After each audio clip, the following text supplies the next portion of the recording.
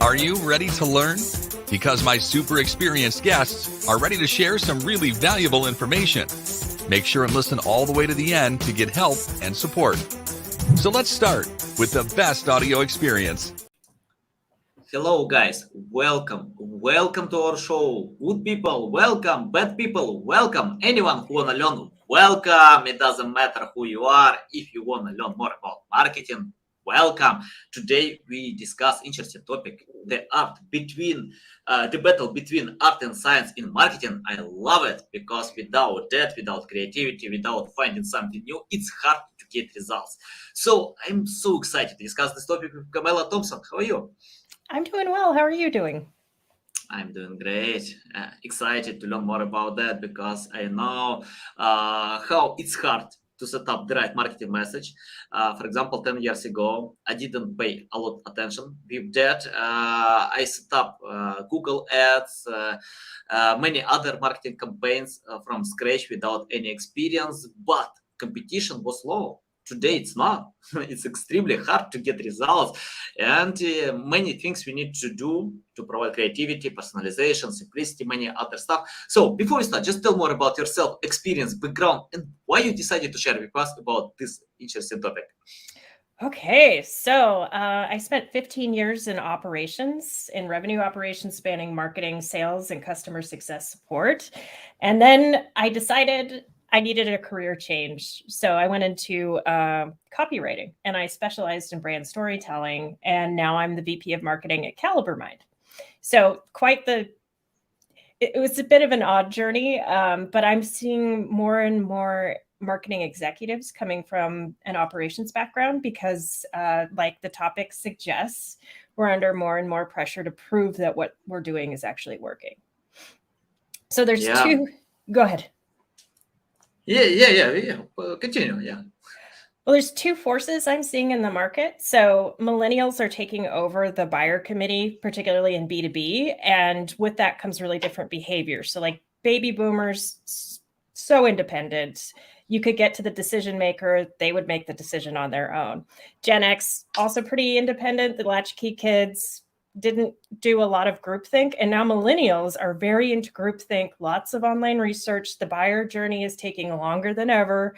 And it's a really collaborative experience. So like you said, like marketers are being forced to be more creative than ever and really resonate with people on a personal level. So we're seeing a lot of B2B brands start to adopt a lot of things that have been used traditionally in B2C.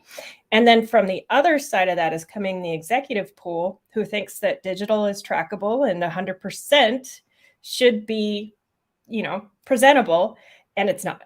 So there's this battle going on that I think has been going on for quite some time now. Yeah, I can call it like the balance because sometimes we don't know what to use in different campaigns, but we can test, we can check out, sometimes fail. For me, it's hard to count how many times I failed. A lot. I keep doing this, but I can find what actually works for me. Camela, I have the question about writing experience. You mentioned that you have this background, and I still get the questions how to write text that people wanna read, they wanna consume until then. For example, I found that online there are a lot of boring text. That's why bounce rate is high. Like 80% of users usually leave websites without any regret because they have many different choices.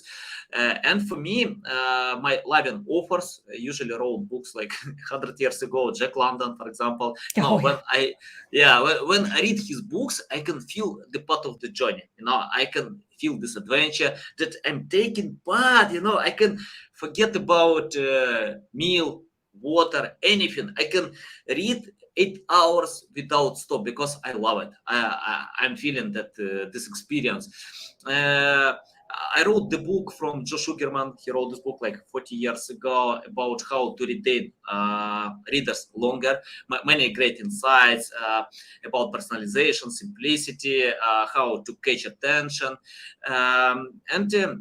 Once I have the conversation with Jim Edwards, he worked in Business Insider for 10 years. He started on this company from scratch. Then They sold the company like for $500 million, 1,000 employees, big company, well-known brand.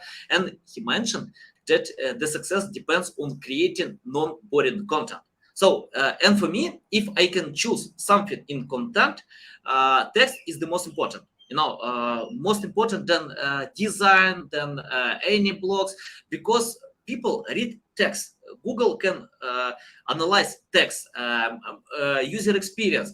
So tell insights how to write this text that people wanna read. That's it's not boring. That's can get attention and retain until the end.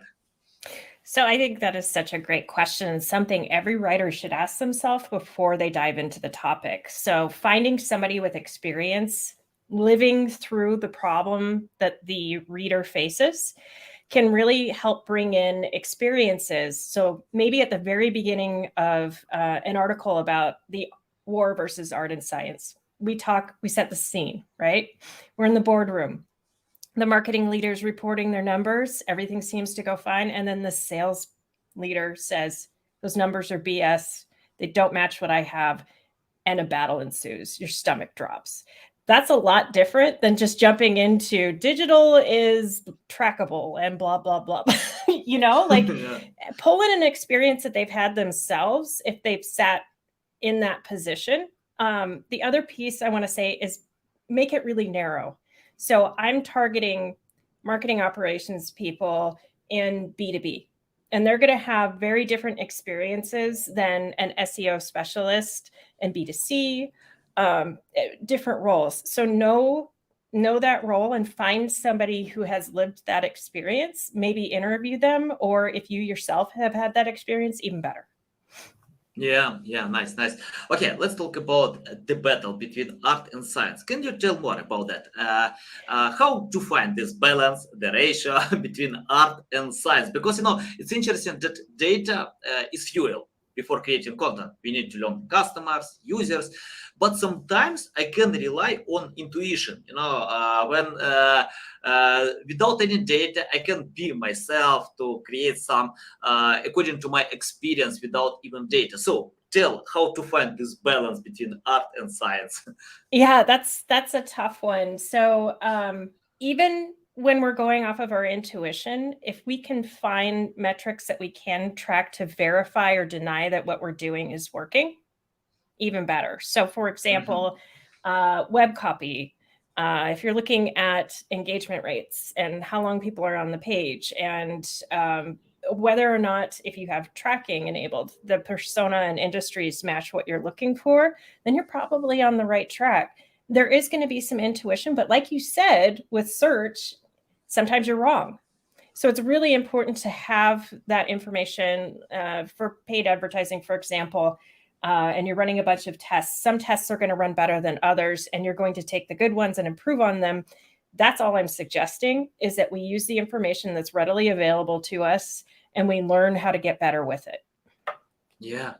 On your LinkedIn, I found that you highlight see trends first. It's interesting because yesterday I spoke with Ferry Fazonim. He's well known in PR, and he told me that he can unite existing trends with a specific topic and create press releases or other type of content. Can you tell how to learn trends? For example, let's talk about the trend. I don't know, the weather. In the US, it's horrible now. Many people stick in New York, many other cities, big cities, because they can't fly.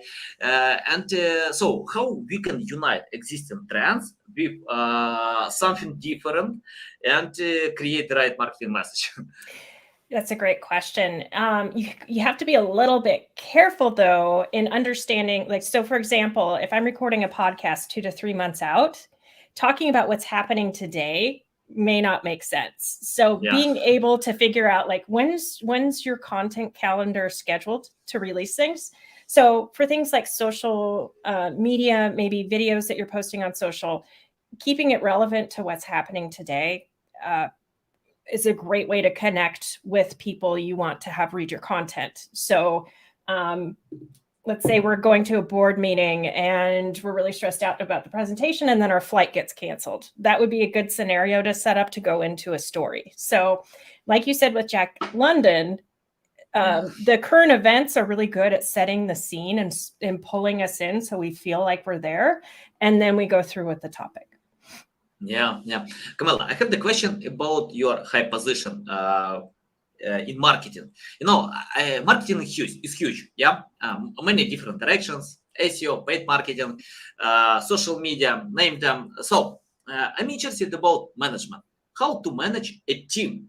So you have this position. You need to handle people, probably not only marketers, content creators, many other. So can you tell your process of management?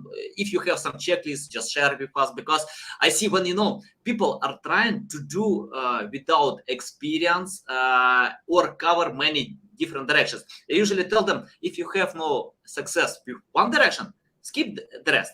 Just improve, focus, pay attention to one direction. But if we are talking about a team, you need to manage the team. Any insights about that or checklist? Yeah. So first of all, if you need help hiring for a position, if you're not an expert, let's say I'm not an expert in SEO, but I want to hire someone in SEO, I'm probably going to contact some of my contacts who are experts in that area and see what kind of questions I have, or even if they'd be willing to participate in the process. So hiring the right person to begin with is absolutely critical. The other pieces I find are critical are clear communication. So make sure that you're very clear about what your priorities are and where they're coming from. So if I know the company has a goal of Y, I want to tell them A, B, and C that need to happen to get to that goal. And that's why I'm thinking that way. I found that back in the 80s, our coaches used to tell us, I'm old, our coaches used to tell us, just do it, don't ask questions. That doesn't work anymore. We have to tell people why we expect certain things and the broader vision that we're trying to lead to. So really clear expectations, at least weekly check-ins, and then trust your hiring. So if you got outsourced help and this person's really good and they have a differing opinion than you, that's probably what you need to be listening to. And then sometimes you need to let them discover on their own and fail on their own, and then they'll course correct. Just don't make it go too long. You don't want them to fail over 3 months. Just give them a few days and then say, how's that working for you? Yeah. By the way, I think, I love different opinion, because, I often speak with many SEO experts, marketing experts, and I found that if I ask 100 people, I get 100 different replies. But I found anyone usually replied with their strong side. Someone is good with writing content, writing text, and they get million traffic. How I can criticize if people get success with doing just simple thing? Not simple, of course. You need to have experience to write awesome text, valuable text, but they ignore link building. They ignore many other aspects. If I speak with designers, they tell me, no, you need to have nice looking design. So they have own strong side. That's okay. I think the best way to consider where you have strong side, and sometimes I ignore competitors, because competitors have success with their strong side. If they are good with video content, how I am better with that, how I can compete with them. So it's better to avoid, to find your strengths and their weaknesses and go ahead with this direction. So, and you mentioned about you're not good with SEO. If you're good with marketing, you're good with SEO, because the last time SEO is marketing. SEO, it's impossible to understand Google algorithms. It's impossible because AI can handle the process. Sometimes people in Google don't know how this machine can rank websites. But if you understand human being, if you understand your customers, you understand algorithms. And once I got the question from Bridget Hyson. She has 4 million followers on LinkedIn. She is best-selling author on Amazon. And she asked me, do you know what's going on LinkedIn? Algorithms change. And I found that many prominent experts having a loyal audience, big audience don't know algorithms, but they know how to share value. They know how to help others, support. So if you know this, you know all algorithms. Yeah. It's simple, nothing special. Camela, I have the question about hiring. You mentioned you need to trust someone who can hire the right people. Can you tell about having this, like to cooperate with good recruiters, HR specialists, anyone who can find the right people in your team?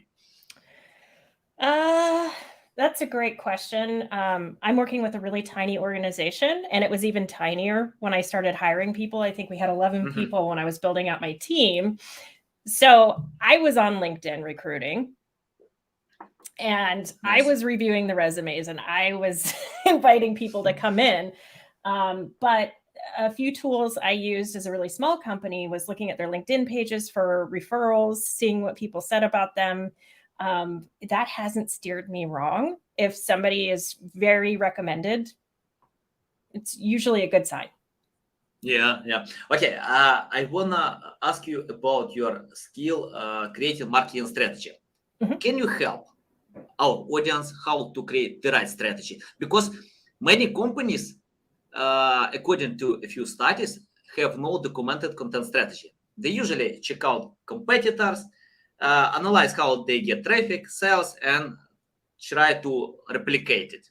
It's not a good idea if you have no this strong side. So tell about how to create the right marketing strategy considering strengths that we have. Okay, I'll use the podcast as an example. So what I did is I looked at all the podcasts out there, and there were a lot. There's a lot. So there were a lot on operations professionals. And there's advice that a friend of mine gave me that always rings in my head. It's no one regrets going too narrow.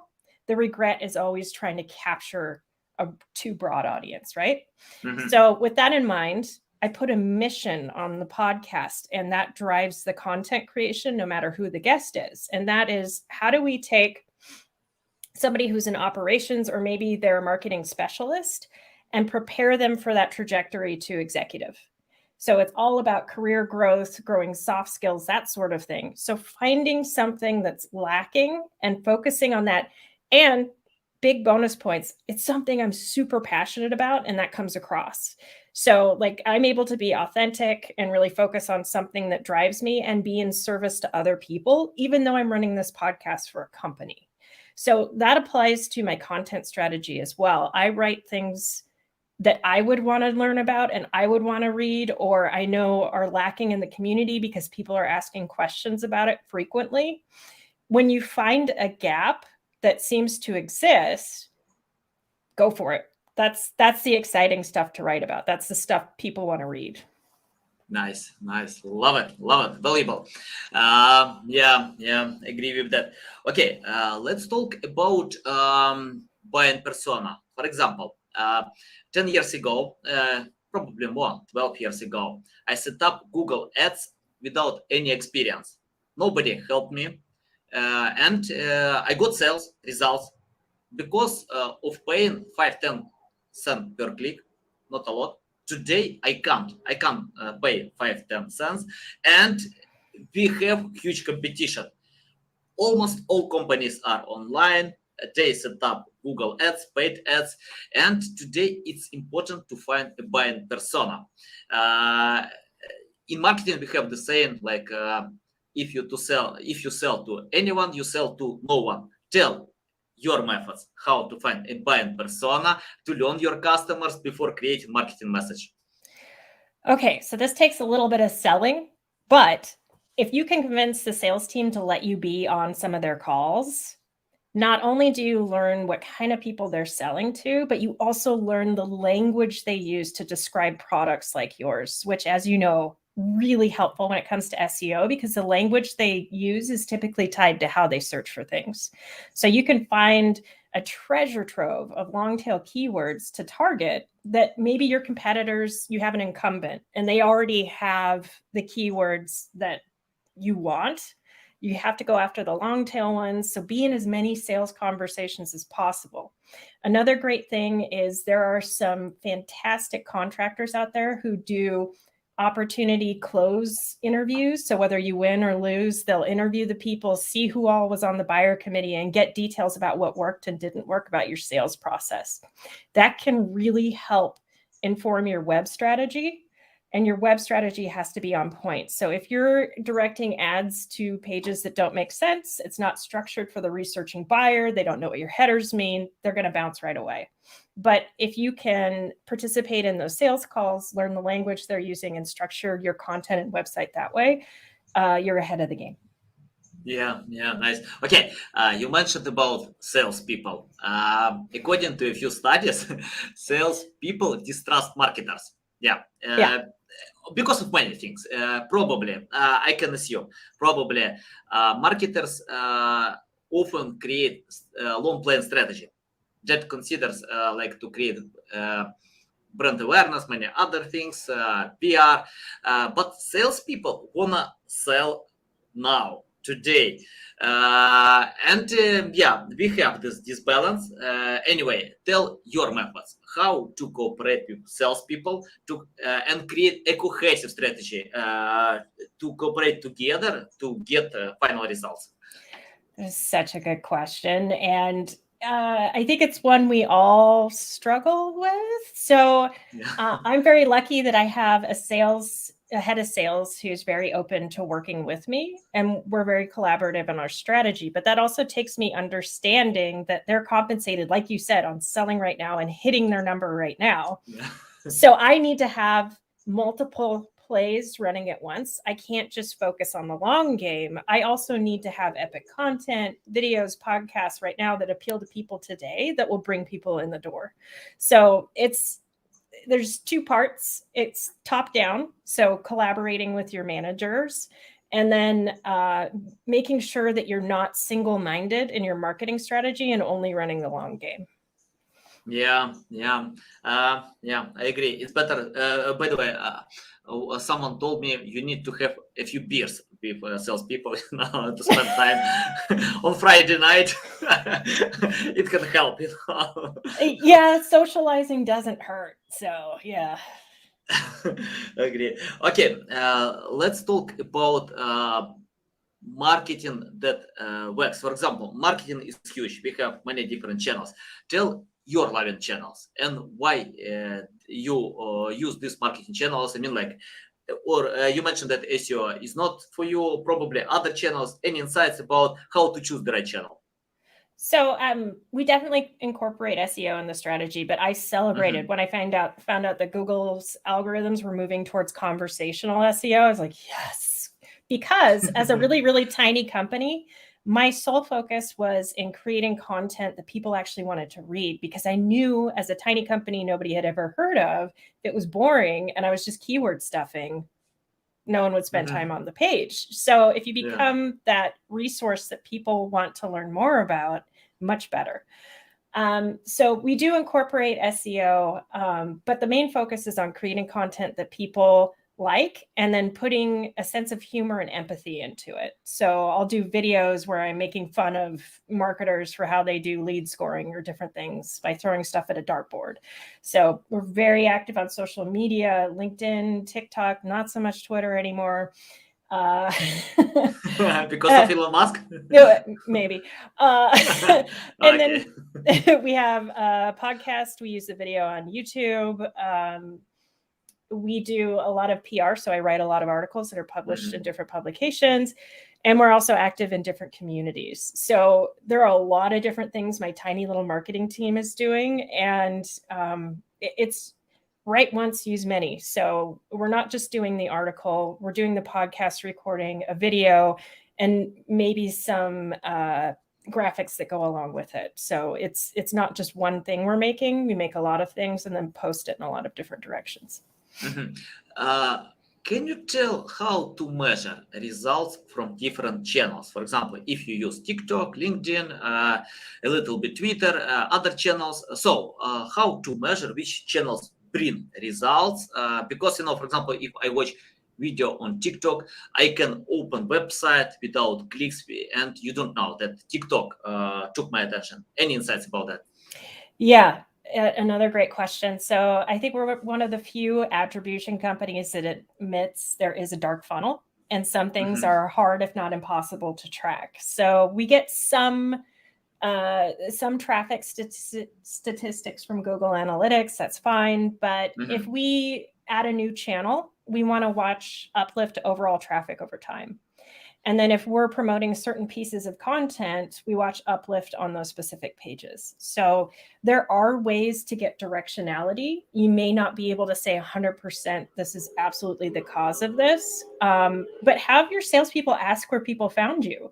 That's a great resource too. So get that qualitative data. If you start hearing, oh, somebody said that they recognized you from a TikTok video, keep doing TikTok, you know?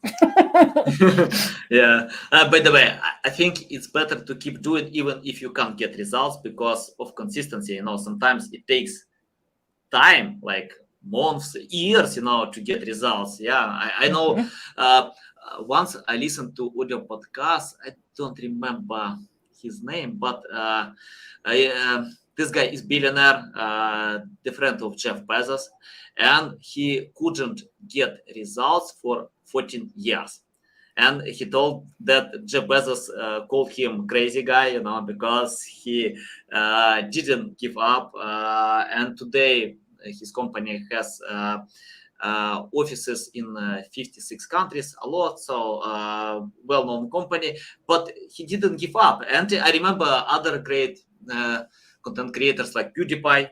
He filmed 100 videos to get 285 subscribers. Mr. Beast filmed videos an year and a half to get 1,000 subscribers, but these guys didn't give up. You know, they keep doing what they love to get results that they have today. Yeah, anyone know that? So yeah, I agree with that. Okay, let's talk about another aspect: how to submit call to action. For example, if I create video content on TikTok, but you know, I remember one company told me they lost 400,000 traffic a month, but they didn't lose sales. So they got traffic that don't sell. So a lot of traffic, crazy traffic, but it's useless, you know. So and if we create content for TikTok, LinkedIn, we need to create valuable content, informational content that covers a buying journey.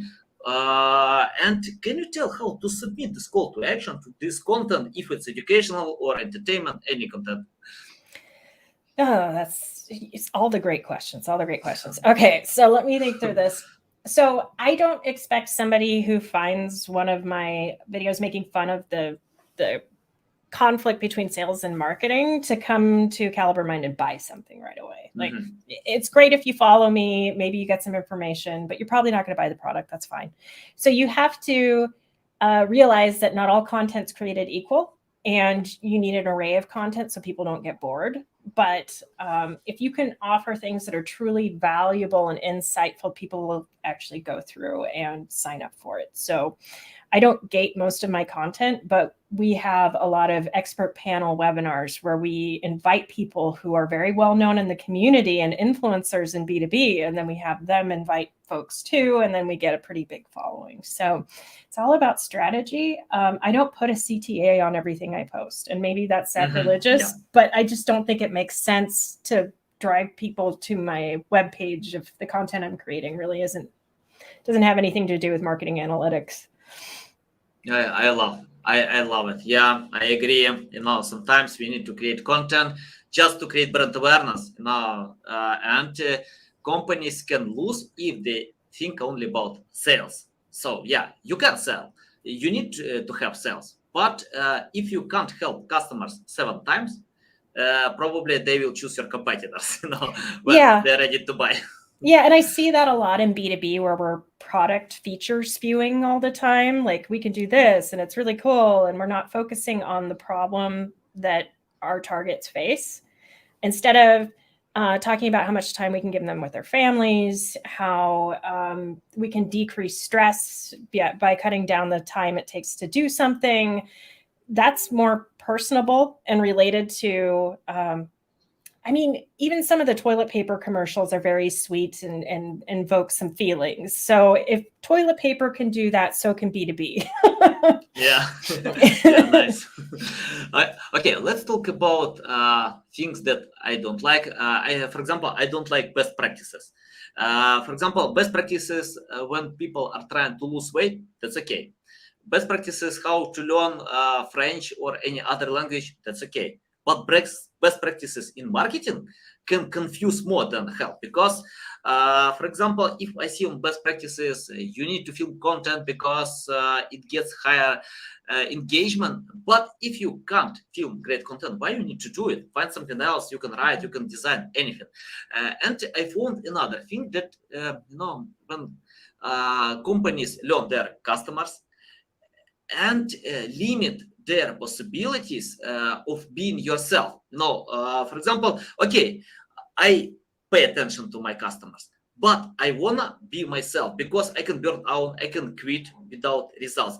Can you tell how to find the balance? Okay, we have this topic battle, between being yourself and customer interests and preferences. So, any insights about that? Oh, well, I think it's really important to, the longer we do this, the more we're seeing breakouts of content creators representing a brand. And what attracts people to these brand representatives is their personality. They're quirky. They're funny. They're something that appeals to us. That's really important, but knowing the line between, it's like boundaries, right? If you're going to the grocery store, somebody turns around and tells you their life story, that's a lot. Like it's too much. So knowing when it's too much and to pull back a little bit, I think is part of the art for sure. It's a hard thing to build, but usually you'll notice because people will start commenting on it. Yeah, yeah. Okay. Let's talk about another aspect of being yourself. Once I read the book, Damon John, he is a producer in Shark Tank, and he wrote a book about, he shared a story about a girl. She was not funny. She was so like introvert. She didn't have any friends. But once she decided to start a blog, to share her story, and million people followed her. Million people are the same, million people are not funny. They don't try to be funny if they are not funny, and I think it's okay when you be yourself. And what I've learned from the story, if you learn your customers, but if you can't take the 100% of their side, it's you can lose, But if you can find the balance between being yourself and your customers, you can get higher results. For example, many marketing books tell you need to find where your audience is. Okay, if my audience on Instagram, but I'm so bad with that, I'm not sure that it's a good idea for me trying to find that. But I can go on LinkedIn with 800 million people on LinkedIn. So people are on LinkedIn as well. You can find your audience on Facebook, at any place. What do you think about testing with something that you like, not your audience, like intuition, not data? Any insights about that?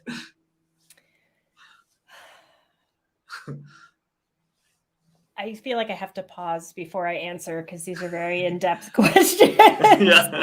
Yeah. Well, it depends on your skill sets and your team's skill sets. So if you have somebody on your team who is just fantastic at that, leverage it. But if it's something you hate and you don't want to go there, you're not going to do well. Just stick to what you're good at. But if you can hire for your deficits, so if you know your audience is on Instagram and let's say you find somebody who is very youthful and knows the trends, go with it. Yeah, exactly. Yeah, you need to, two things. You can skip or delegate. hire someone who is good with that. Yeah, Yeah. agree with. Camela, I have the question about common mistakes. Can you list common mistakes that companies still do, and how to find a much better way in marketing? Yes. So traditionally, B2B has relied on the sales team to grow the business. So if they need more sales, they hire more salespeople and they do cold prospecting. That's changing. So cold prospecting isn't as effective if people are aware of your brand, you're focused on getting testimonials on sites like G2, you're really engaging your customers and encouraging them to do case studies and whatnot. That's what you need. So businesses need to invest in marketing earlier. It's no longer acceptable for a seed or series A to wing it with their website and just put it up there and say it's good enough and then hire a bunch of salespeople. It just doesn't work anymore. So businesses need to invest in marketing earlier, and they need to invest in somebody who understands the business strategy and has a mindset that's appropriate for the company stage. So what I mean by that is, don't hire a CMO on day one. Maybe go with a fractional CMO who can build out your team and drive the strategy, but make sure you have practitioners in the seats that can really create a lot of content. Yeah, nice. Camela, let's imagine you're not vice president. You started from scratch. You have no experience. What will you do today to learn more about marketing to be an expert in one shiny day?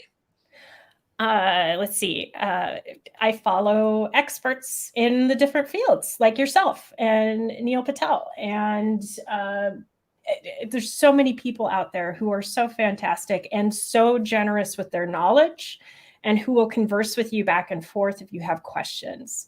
So there's really no excuse not to learn. I'm always consuming content and trying to learn myself. I have a bunch of podcasts on my phone. It's just always be learning. Nice. Yeah, I agree. By the way, if someone generous with content, that means, for example, if I share some interesting insights, I can memorize much better. If I learn something, but when I share with others, I can memorize. I remember when Bill Gates shared his methods of reading books, he usually makes notes because people have short memory. They can forget about new skills for a few days. I usually do it for a few hours, for a few minutes. I can forget about something valuable. But if you make notes, and the best way, like Elon Musk, he can post on Twitter, so you can share with others, be generous with that. You can grow your audience and you can memorize it, So yeah, why not? Yeah, that's why I do a podcast. I love talking to people who are passionate about what they're doing. And as we're conversing, it's going to stick a little bit harder than if I just read it. Yeah, awesome. Camela, I have the question about your background. I see a lot of family photos. Tell how family can inspire you. I know that we chatted a little bit before podcast. So any insights about your family life and how it can help in your marketing job? Yeah, I am very fortunate in that I have a very supportive husband who, when I discovered, I was good at operations, but I was kind of miserable. I was tired of arguing over things that I thought weren't important. It was frustrating for me. My husband's like, well, you don't need to do that anymore. And I think so many of us think that we're stuck because we've taken this career path and there's no way to change. And him giving me the space to take a little bit of time off and really think about it, I'm like, oh, I've published fiction novels. I've done a ton of writing in my work. Maybe I could do that. And then him having the patience for me to find somebody who would take a chance on that as a freelancer. I mean, that's such a gift. So I feel very, very fortunate. And I also talked him into leaving sales and going into operations. So it's like he took my place and I went in a different direction. Yeah, nice. Okay, I have the final question about the future in marketing. Can you predict the future? What kind of future will be? Because we still get the question, is SEO dead? Is marketing dead? Is Instagram dead? So many things are dead, but your insights about the future. What kind of future will be? Yeah, so many things aren't dead and they still work, and it's okay to use them. So be brave enough to try the hard things. And I think what we're going to see is more of an emphasis, I mentioned, on investing in marketing and really structuring a website, a hub for people to come to and do a lot of research, because that's where our buyers want to be. I think sales is going to be of less importance. 43% of buyers say they don't even want to talk to a salesperson. So marketing is going to have to step in, and we already are, and touch the buyer journey throughout, and also help with customers and retention. So I see the roles of marketing getting bigger, and I see the need for marketers to start learning more about data and how to interpret it. That's going up as well. The rest of it I can't predict, because as you know, what worked last week doesn't work this week, and it's always, change is constant. So it's like death and taxes. Yeah, I agree. That's why what I've learned from Neil Patel, once he shared that he doesn't read SEO news. He doesn't learn what's going on in this niche, because many things are coming, and great experts don't know what's going on. We don't know what Google can change, what LinkedIn can change. They usually do the best for their platforms, for Google, for LinkedIn, for Facebook, YouTube, and one thing doesn't change. You need to satisfy customer intent. You need to help others, support, because it creates the feeling to give something back, to buy your products, to recommend you, many other stuff. Camela, it's a big pleasure to get on my show, to learn from you. You share a lot of valuable insights. I love it. Tell our audience the best way, how to reach out to you, how to learn more about you, how to follow you. Yeah, so podcast consumers, you're prolifically consuming content. Check out the Revenue Marketing Report, my podcast. We're also on YouTube. And then check out calibermind.com. You can also find me on LinkedIn. Nice. Guys, you can find all these links in the description below. Listen us on Apple, Google, Spotify. Thanks again for your time. A big pleasure. Welcome back anytime to share more valuable insights. I love it, guys. You need to follow Camela, because you can see a lot of value. Okay, guys. Love you. See you. Thank you.